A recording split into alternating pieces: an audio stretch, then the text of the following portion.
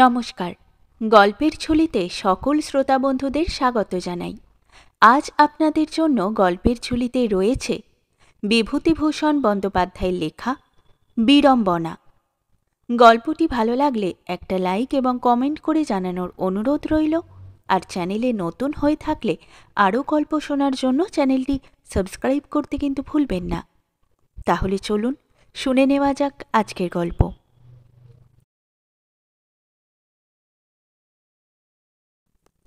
বিষ্ণু অনেক দিন পরে দেশে ফিরল শীতকালে।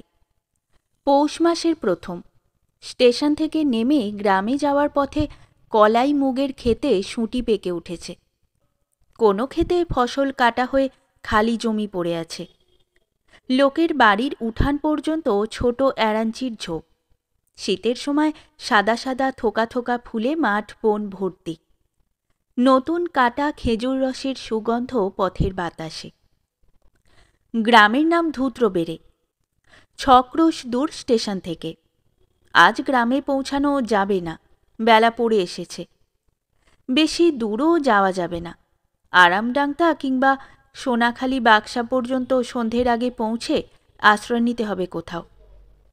বিষ্ণু 2 বছর আগেই দিন দশেকের জন্য গ্রামে এসে দিনকত জ্ঞাতি ভাইপোর বাড়িতে ছিল। তার আগে আসেনি বোধহয় 13 কি 14 বছর। সে থাকে বহুদূর, সম্বলপুর জেলা, টিটলাগড় বলে এক গ্রামে। ওখানকার এক উড়িয়া ব্রাহ্মণ জমিদারের ছেলের প্রাইভেট টিউটর। বয়স হয়েছে বটে, প্রাইভেট টিউশনি করার সময় এখন নয়। কিন্তু ভাগ্য এর চেয়ে কোনো ভালো জিনিস ওকে দেয়নি। অনতিক্রম্য অদৃষ্ট কেবল দেশ থেকে দেশান্তরে ঘুরিয়ে নিয়ে বেড়াচ্ছে আজ কত বৎসর। উন্নতি হয়নি জীবনে, হবে যে কোনো দিন তার আশাও কম। পরের বাড়ি থেকে থেকে পরের ছেলেকে মানুষ করে বয়স প্রায় 40-এর কোঠায় ঠেকল। পথে মথুরাপুরের সতীশকলু গরুর গাড়িতে ধানের বস্তার ওপর বসে আসছে। সেই সতীশকলু ধূত্রবেড়ের হরি গুরুমশায়ের পাঠশালায় দুজনে একসঙ্গে পড়ত। অনেককাল পরে দেখা, তবুও বিষ্ণু চিনতে পারল। ও সতীশ, ভালো আছো? চিনতে পারো? সতীশের মাথার চুলে পাক ধরেছে, চেহারাখানি বেশ স্থূল ও হৃষ্টপুষ্ট। সে ঠাওর করে দেখে বলে উঠল, আরে আমাদের সেই বিষ্ণু না? কোথায় আছো আজকাল? থাকি অনেক দূর, উড়িষ্যায় সম্বলপুর জেলা। সে আবার কোথায়? অনেক দূর, সে তুমি বুঝবে না। কোন রেলে যেতে হয়? হাওড়া থেকে উঠতে হয়। কি করো সেখানে? কত মাইনে পাও? ছেলে পড়াই, গোটা 50 টাকা পাই। সতীশ তাচ্ছিল্যের ভঙ্গি করে বললে, মোটে? এলতলা বেলতলা শেষে বুড়ির বটতলা? তার চেয়ে যে আমরা দেশে থেকে ভালোই করছি। এবার ধানের কাজ করে তোমায় বলতে কি 4,000 টাকা তোমার মা বাপের আশীর্বাদে। সতীশের রোজগারপুষ্ট ভুঁড়ির ভারে বিব্রত বলদ দুটি গাড়ি বহন করে ক্রমে দূরে চলে গেল। সে আর সতীশকলু। একদিন ক্লাসে ভালো ছেলের অধিকারে গুরুমশায়ের নির্দেশ মতো সে সতীশকলুর কান মলে দিয়েছিল। হাতে নাড়ুগোপালের ইট তুলে দিয়েছিল। আজ সতীশ তার শোধ তুলে নিলে। তবুও তো সে সতীশকে আসল মাইনের চেয়ে কিছু বাড়িয়ে, বেশ কিছু বাড়িয়ে বলেছে। পরের বাড়িতে থাকা খাওয়া আর 30 টাকা মাইনে শুনলে সতীশ না জানি কি বলতো। অনেকদিন না এলেও সে চিনতে পেরেছে, দূরের ওই বটগাছটা সোনাখালি বাক্সার কুঠিবাড়ির বটগাছ। বেলা পড়ে এসেছে, সন্ধে হবার দেরি নেই। সোনাখালিতে রাত্রে কারোর বাড়ি থাকতে হবে, কিন্তু ও গ্রামে ভদ্রলোকের বাড়ি বেশি নেই বলে তার জানা আছে। যা হোক, একজনের কারো বাড়িতে থাকার জোগাড় করতেই হবে। গ্রামে ঢুকে প্রথমেই তার নজর পড়ল রাস্তার বাঁ দিকে যেখানে আগে বাঁশবন ছিল, এখন সেখানে একটা ছোট ঘর। বাইরে লেখা আছে ইউনিয়ন বোর্ড দাতব্য চিকিৎসালয়। নতুন ব্যাপারটা। এ গ্রামের ত্রিসীমানায় কোনোদিন ডাক্তারখানা ছিল না। একজন লোককে জিজ্ঞেস করে জানলে একটু দূরে পুকুর পাড়ে যে খড়ের ঘর, সেটাই ডাক্তারবাবুর কোয়ার্টার্স। ডাক্তারবাবু ব্রাহ্মণ শুনে বিষ্ণু ভাবলে অন্য কোথাও আশ্রয় প্রার্থনা করার চেয়ে ওখানে যাওয়াই ভালো। ডাক্তারবাবুর বাসা খুঁজে বের করতে দেরি হলো না। বাইরেই ডাক্তারবাবু বসেছিলেন, হাত কাটা ফতুয়া, নহাতি ধুতি পরনে। পাড়াগাঁয়ের ইউনিয়ন বোর্ডের ডাক্তার, ওর চেয়ে কি ভালো বেশভূষা বা হবে? বিষ্ণুকে বললেন, কোথা থেকে আসছেন? কলকাতা থেকে, একটু জায়গা দিতে হবে রাত্রে। আপনারা? ব্রাহ্মণ। স্বচ্ছন্দে থাকুন, আমার এই বাইরের ঘর খালিই পড়ে থাকে। যাবেন কোথায়? যাব আর ক্রোশ ৫-৬ ওদিকে। আপনি বোধহয় বিদেশি, সব গ্রামের নাম জানেন না। আজ্ঞে না, আমি বিয়ে করেছি এই দেশেই, ধূত্রবেড়ে। বিষ্ণুর মুখে কৌতূহলে রেখা ফুটে উঠল। বললে, ধূত্রবেড়ে? আপনার শ্বশুরের নাম কি? ডাক্তারবাবু বললেন, কেন, চেনেন না কি কাউকে? ধূত্রবেড়ের কালিদাস বাড়ুর যে আমার শ্বশুর। বিষ্ণু চমকে উঠল। হঠাৎ যেন চোখের সামনে কতকগুলো কি মাকড়সার জালের মতো ভেসে উঠে মিলিয়ে গেল। কান ঝাঁ করতে লাগল। পরক্ষণেই সে নিজেকে সামলে নিয়ে বললে, না, চিনি নে, আমি এমনি বলছি, আমিও নতুন এদেশে। ডাক্তার তারপর কী সব বকে যেতে লাগল। বিষ্ণু কিছু বা শোনে, কিছু শোনে না। উত্তরগুলো বোধহয় কিছু কিছু অসংলগ্ন হতে লাগল। ভাগ্যিস ডাক্তার কিছুক্ষণ বকুনির পর বাড়ির ভিতর চলে গেল অতিথির ব্যবস্থা করতে, তাই রক্ষে, নতুবা বিষ্ণু মুশকিলে পড়ে যেত। এ তাহলে নন্দীকে বিয়ে করেছে? কি অদ্ভুত ভাগ্যের বিপর্যয়! এতকাল পরে ঘুরতে ঘুরতে কিনা সে এখানে এসে হাজির হলো একেবারে নন্দীর স্বামীর বাড়িতে। কিন্তু তার চেয়েও বিপদ যে সে এখানে এসেছে সে কথা নন্দীকে জানতে দেবে না দেবে না। না জানতে দেওয়াই ভালো। তাকে এক রাত্রের জন্য সম্পূর্ণ আত্মগোপন করে চলতে হবে। যদি বাড়ির মধ্যে খেতে নিয়ে যায় ডাক্তার? ধূত্রবেড়ে গ্রামের সেসব স্বপ্নময় দিন কতকাল কেটে গিয়েছে। অদ্ভুত সব দিন। এখন মনে হয় তারা স্বপ্নের মতো অবাস্তব। এই পৌষ মাসে ছোট এরাঞ্চির সাদা ফুলের ভর্তি বনঝোপে মাখা দিন শেষে রাঙা রোদের সঙ্গে সেসব দিনের স্মৃতি জড়ানো আছে। এদের সঙ্গে যে সুন্দর মুখের সম্বন্ধ ছিল তার জীবনে অত্যন্ত প্রত্যক্ষ, অত্যন্ত বাস্তব, যা এতদিন ধরে মধুর স্মৃতির কুয়াশা সৃষ্টি করে রেখেছে। আজ তাকে সে চলে যেতে দেবে না। দিলে হয়তো সে ভুল করবে, কে জানে। প্রত্যক্ষ বাস্তবতার রূঢ় আঘাতে স্বপ্ন যদি ভেঙে যায়, সে নন্দী যদি না থাকে, 16 বছর আগের সেই নন্দী। 16 বছর দেখেনি সে তাকে। কত বিনিদ্র রজনী প্রথম সে যাপন করেছে, কত চোখের জল ফেলেছে যার কথা ভেবে। তারপর হয়তো বিস্মৃতির উপলেপনে শান্ত, স্নিগ্ধ, মধুর হয়ে এসেছিল যার স্মৃতি আজ এতদিন পরে সে এভাবে এত কাছে এসে পড়বে, এ কে ভেবেছিল? ডাক্তারবাবু এই সময় চাও একটা বাটিতে দুটি চিঁড়ে ভাজা নিয়ে ঘরে ঢুকে বললেন, একটু চা খান আর এই সামান্য কিছু মুখে দিন। পাড়াগাঁ জায়গা কী বা আছে, নতুন পাটালি এনে দেবো একটু, ভালো পাটালি আছে। আমার স্ত্রী বললে যদি খান জিজ্ঞেস করে এসো। বিষ্ণু হেসে বললে, আমাকে কি শহুরে বাবু পেয়েছেন? এ সময় খেজুর গুড়ের পাটালি তো দেবভোগ্য জিনিস, নিশ্চয়ই খাবো। নন্দী বলেছে তাকে পাটালি দিতে? সে কি জানে এতদিন পরে কে এসে তার বাড়িতে অতিথি হয়েছে? বিষ্ণুর মনে পড়ে অনেক দিন আগের বিকশোন্মুখ একটি রজনীগন্ধার ছড়ি, প্রভাতের সোনালি সূর্যালোকে এসে পড়েছে শিশিরসিক্ত আধফোঁটা কুঁড়ির ওপর। এমনইতর জ্যোৎস্না রাতে ধূত্রবেড়ে গ্রামে আজ ১৬-১৭ বছর আগে বাড়ুজ্যে বাড়ির বেলতলার একটি কিশোরীর ছবি আবার মনে আসে। তার স্বপ্নের মায়া কাজল পরা ডাগর চোখের স্মৃতি হয়তো কিছু অস্পষ্ট হয়ে এসেছিল, কিন্তু আজ হঠাৎ এই সন্ধ্যায় সেগুলো এত স্পষ্ট হয়ে উঠল, একেবারে এখানে এসে পড়েছে বলেই। একবার তার প্রবল আকাঙ্ক্ষা জাগল। ডাক্তারকে সে বলে, আপনি কালিদাস বাড়ুজ্যের মেয়ে নন্দিনীকে বিয়ে করেছেন বুঝি? তক্ষুনি ডাক্তার অবাক হয়ে বলবে, আপনি আপনি চেনেন নাকি? হ্যাঁ, আমি ওই গাঁয়েরই ছেলে, মানে ছিলাম। ও বটে বটে। মশাইয়ের নামটা কি?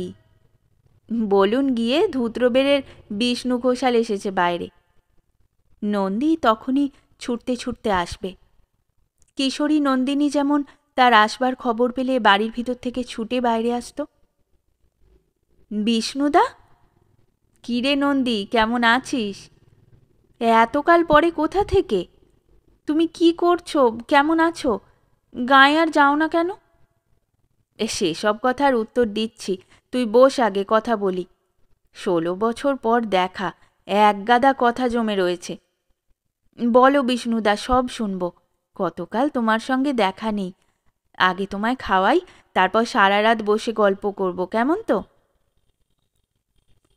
কিন্তু এসব কি সত্যি হবে? নন্দী কি এখনও সেই চঞ্চলা তরুণী আছে? লঘুগতি হরিণীর মতো ত্রস্ত ব্যস্ত হবে তার পদক্ষেপ আজও? কিংবা নন্দীর মেধোভার মন্থর মনে সে ব্যাকুলতা, ক্ষিপ্রতা, সজীবতা আর যদি না থাকে? ৫-৬টি ছেলেমেয়ের মা মোটাসোটা গিন্নিবান্নি নন্দীর মধ্যে সেই বিকচোন্মুখ রজনীগন্ধাকে যদি খুঁজে না পায়? বিষ্ণু ক্লান্তিতে চোখ বুজল। ডাক্তার বললে, মশাই ঘুম পাচ্ছে নাকি? বালিশ এনে দেব? না না, এই তো সন্ধেবেলা। রাস্তা হেঁটেছেন কি না তাই বলছি। তামাক খান? থাক, সেজন্যে ব্যস্ত হতে হবে না। আচ্ছা, এই ছোট গাঁ আপনার ভালো লাগে? ডাক্তারবাবু হেসে বলে উঠল, দেখুন দেখি কাণ্ড, ভালো লাগা না লাগার তো কোনো মানে হয় না। আমি করি চাকরি, পেটের দায়ে বন্দি, ভালো আমাকে লাগাতে হবে। যেখানে ভাত সেখানে শান্তি। তা তো বটেই। আগে ভালো লাগতো না, এখন সয়ে গিয়েছে। যা হোক ২ পয়সা পাই এখানে। আশপাশের ৮-১০খানা গ্রামের লোক আমাকেই ডাকে। ২ টাকা ফি করেছি, আর বর্ষাকালে গরুর গাড়ির ভাড়া। শীতকালে এখন সাইকেলে যাই। এইসব গ্রামের চাষিরা বছরে যা দেয় তাতে একটা গোলা ভর্তি হয়ে যায়। খাবার সময় বাড়ির মধ্যে গিয়ে দেখবেন এখন ভালো কি স্বাদে লাগে। স্থূল তৃপ্তিবোধে ডাক্তারের ছোট ছোট চোখ আরও যেন বুজে ছোট হয়ে আসে। বিষ্ণুর ভালো লাগে না সেটা। এ ধরনের স্থূল অনুভূতির প্রকাশ তার কাছে চিরকালই বিরক্তিকর। অন্য কথা পারবার চেষ্টায় সে বললে, এ জায়গায় ম্যালেরিয়া কেমন? ম্যালেরিয়া খুবই, ম্যালেরিয়াই লক্ষ্মী। আছে বলেই ২ পয়সা যা হোক রোজগার করি। একটি মেয়ে প্রায় বিয়ের বয়সে পা দেব দেব করছে, সামনের বছর বিয়ে দিতেই হবে। বিষ্ণু নিজের অলক্ষিতে চমকে উঠল। এ কথা সে জিজ্ঞেস করেনি, জানতেও চায়নি। নন্দীর মেয়ে বিবাহযোগ্য হয়ে উঠেছে? কত বয়স হবে? ১৬-১৭?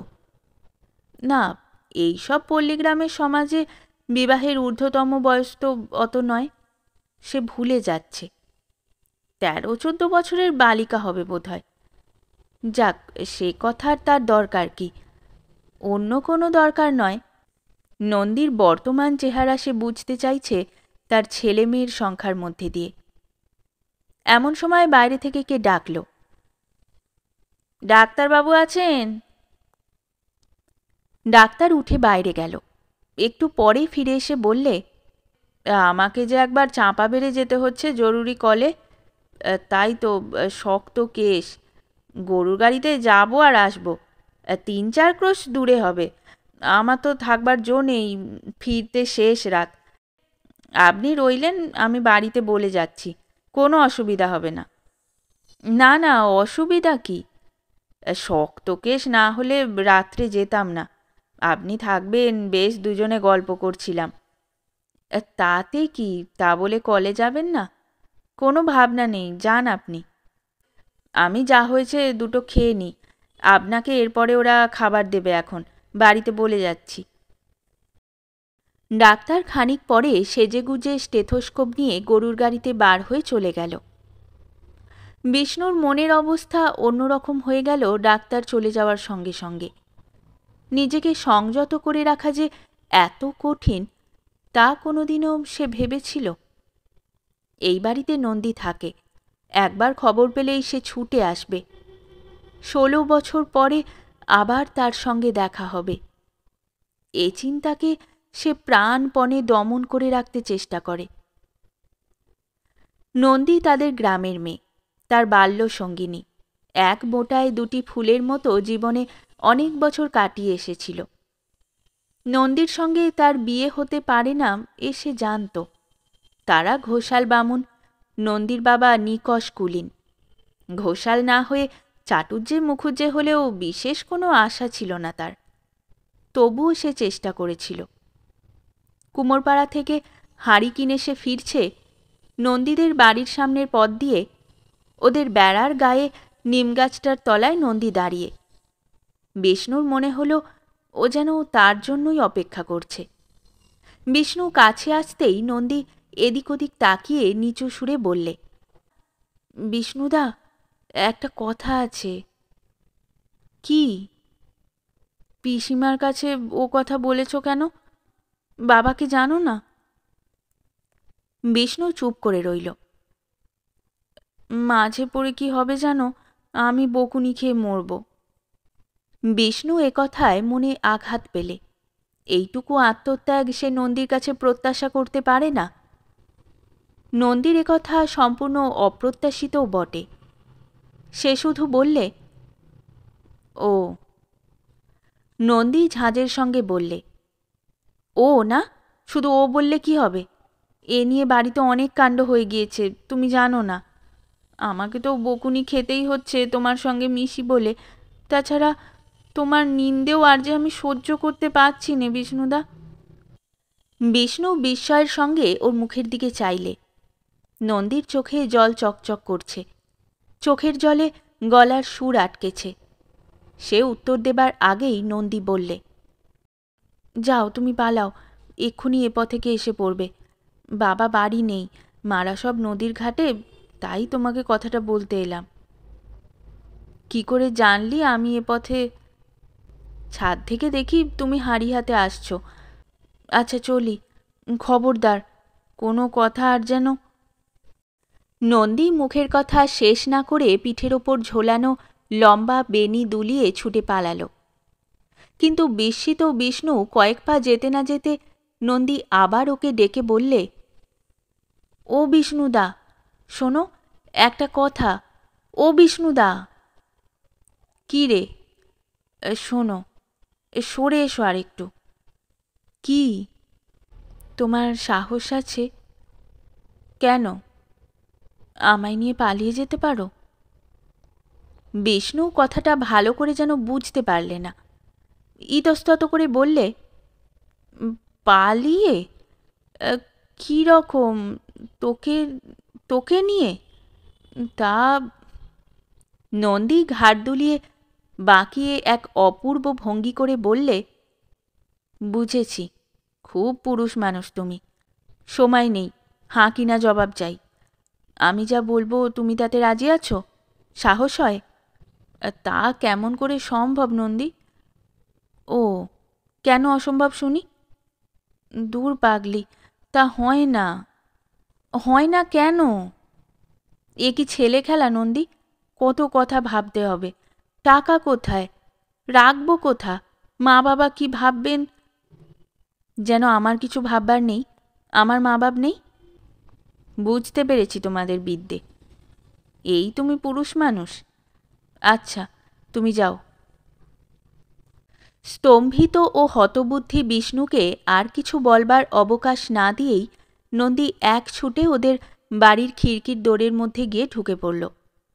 নন্দীর সঙ্গে তারা দেখা হয়নি, কেবল হয়েছিল অতি অল্পক্ষণের জন্য বিয়ের রাত্রে। কন্যা সম্প্রদান সমাধা হওয়ার সঙ্গে সঙ্গে বিষ্ণু ওদের বাড়ি থেকে চলে এসেছিল। নিমন্ত্রণ খেতেও বসেনি গ্রামের নিমন্ত্রিত ব্রাহ্মণদের সঙ্গে। বিয়ের পরদিন সকালে নন্দীর ছোট বোন মালতী ওকে পথে দেখে বললে, কাল কোথায় পালালে বিষ্ণুদা? দিদি দুবার তোমাকে ডাকতে পাঠালে। বাসর ঘরে আমায় চুপি চুপি বললে বিষ্ণুদাকে ডেকে নিয়ে আয়। আমি তোমায় কোথাও দেখতে পেলাম না। বামুন খেতে বসবার সময় দিদি আবার বললে, এইবার নিশ্চয়ই বিষ্ণুদা খেতে বসেছে, বলে আয়।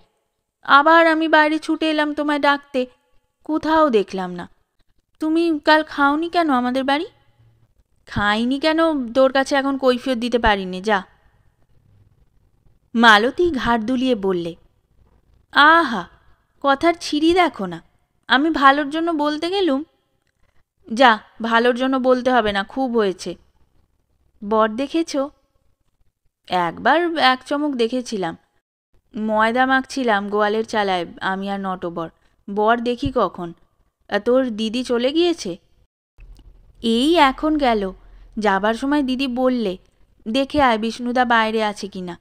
আমি মরি ছুটোছুটি করে, একবার ঘর একবার বার। দিদি চোখের জল ফেলছিল তুমি যাওনি বলে, জানো। হয়েছে, যা। কতকালের কথা সব। তারপর সুদীর্ঘ 16টি বছর কেটে গিয়েছে। ধূত্র বেড়ে গ্রামের যোগাযোগ বিচ্ছিন্ন হয়ে যায় নন্দীর বিয়ের কয়েক মাস পরেই। বাবা মারা গেলেন, মামা এসে ওদের নিয়ে গেলেন তাদের দেশে। গ্রামের খড়ের ঘর অযত্নে ভেঙে চুরে ধূলিসাৎ হল। হঠাৎ বিষ্ণু চমকে উঠল।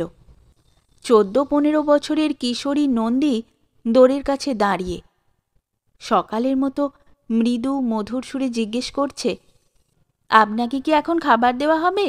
মা জিজ্ঞেস করলেন। ও, তা। ওর চমকে ওঠার ভাবে মেয়েটির বোধহয় হাসি পেল। ঠোঁটের প্রান্তে হাসি চেপে বললে, খাবেন এখন? তুমি বুঝি ডাক্তারবাবুর মেয়ে? হ্যাঁ। নাম কি তোমার খুকি? তুলসী। এখানে একটু বসো না, খাবো এখন একটু পরে। আচ্ছা, তোমার বাবা মা কীরকম নাম রাখলেন তোমার? তুলসী হবে তোমার ঠাকুমা দিদিমার নাম। তোমার নাম তুলসী হলে কি মানায়?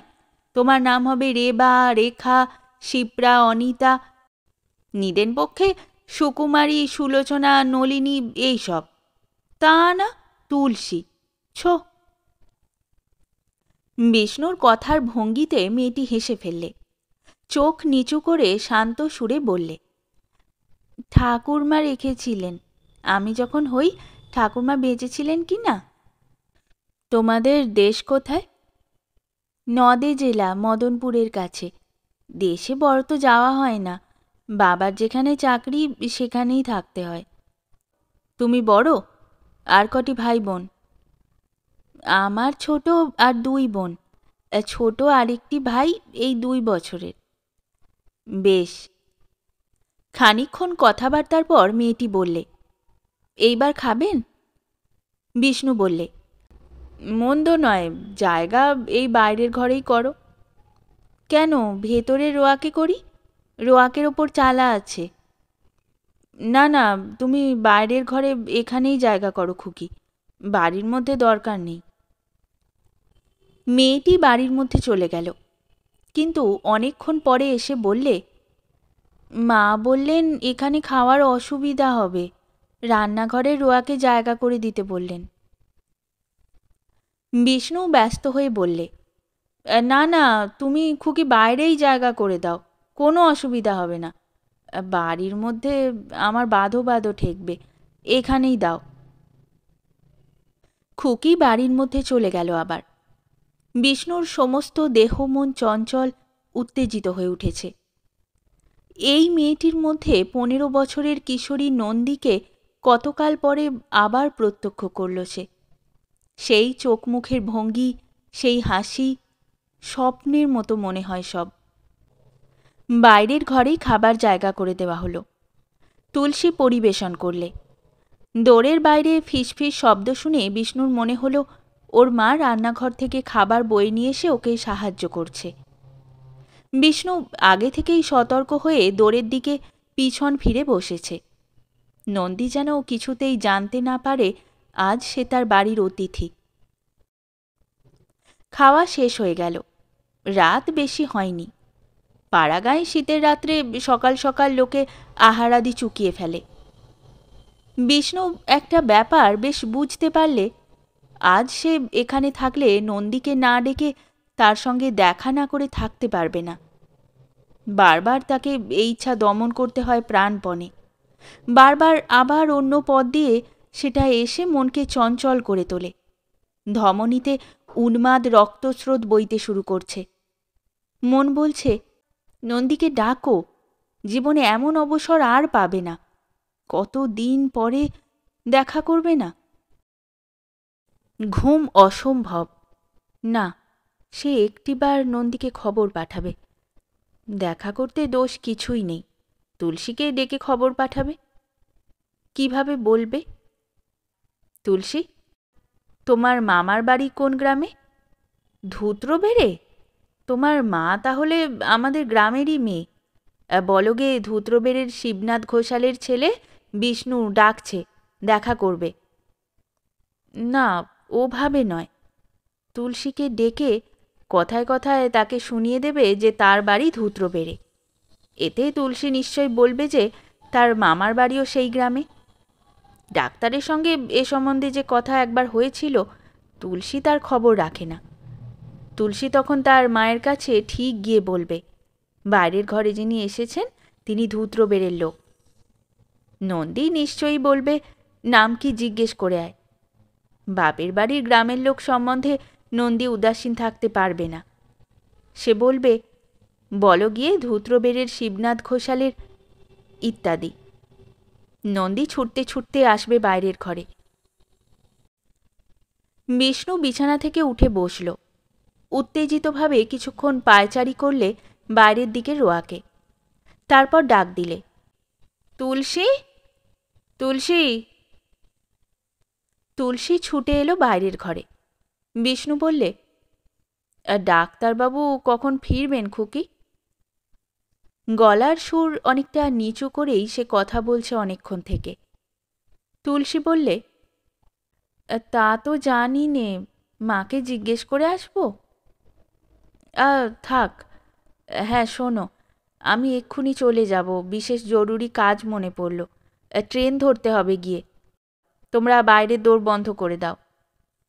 তুলসী অবাক হয়ে বললে, এত রাত্রিতে এই শীতে এখন যাবেন কেন? কাল সকালে উঠে।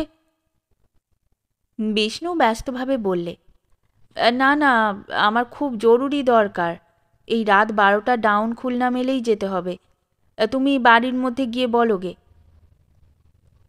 তুলসী তক্ষুনি বাড়ির মধ্যে গিয়ে আবার ফিরে এসে বললে, মা বারণ করছেন, এসব দেশ ভালো না, এত রাত্রিতে যাবেন না। বাবা রাত 3টের মধ্যে আসবেন। আপনি না হয় সেই গরুর গাড়িতে যাবেন, হেঁটে একা যাবেন না স্টেশনে। নন্দী বারণ করে পাঠিয়েছে? কাকে বারণ করেছে না জেনেই বারণ করে পাঠিয়েছে। বিষ্ণু হঠাৎ যেন রূঢ় হয়ে উঠল। ঈষৎ রুক্ষ কর্কশ সুরে বললে, না না, আমার কাজের ক্ষতি হবে, থাকবার জো নেই, বাইরে দরজা বন্ধ করে দাও। বিষ্ণু সরল গ্রাম্য বালিকাকে অবাক করে দিয়ে একরকম ছুটেই বাড়ির বার হয়ে গেল।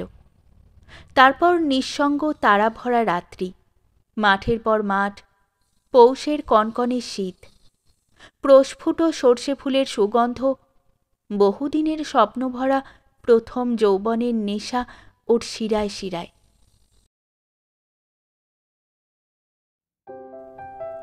শেষ হলো আমাদের আজকের গল্প। গল্প পাঠে এবং বিভিন্ন চরিত্রে আমি তৃষিতা। গল্পটি ভালো লাগলে লাইক এবং শেয়ার করে দেবেন। আর চ্যানেলে নতুন হয়ে থাকলে আরও গল্প শোনার জন্য চ্যানেলটি সাবস্ক্রাইব করতে কিন্তু ভুলবেন না।